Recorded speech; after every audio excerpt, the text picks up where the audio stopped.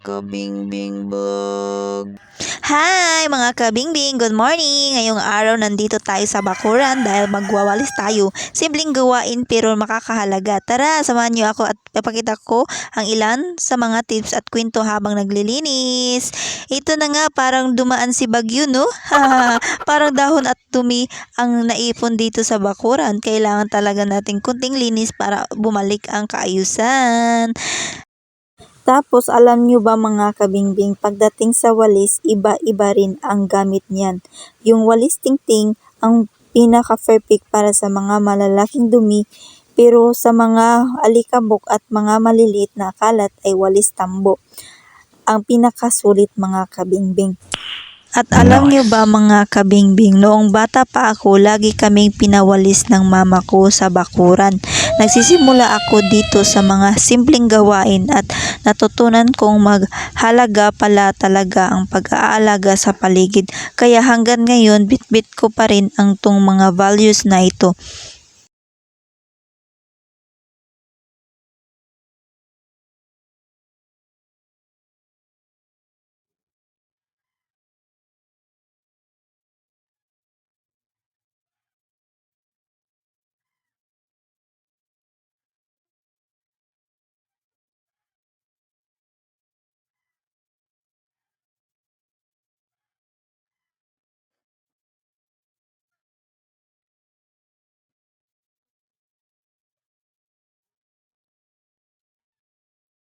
Diyan banda mga kabingbing, tapos naman ako nagwalis, kumuha muna ako ng lalagyan ng mga dumi para itapon mga kabingbing. Yan po, kita nyo naman mga kabingbing. Ayan na, tapos na. Kung titigan na ninyo, parang mas maliwanag at mas presko na yung bakuran. Ibang-iba na, 'di ba? Salamat sa pagsama sa akin sa simpleng gawain na 'to.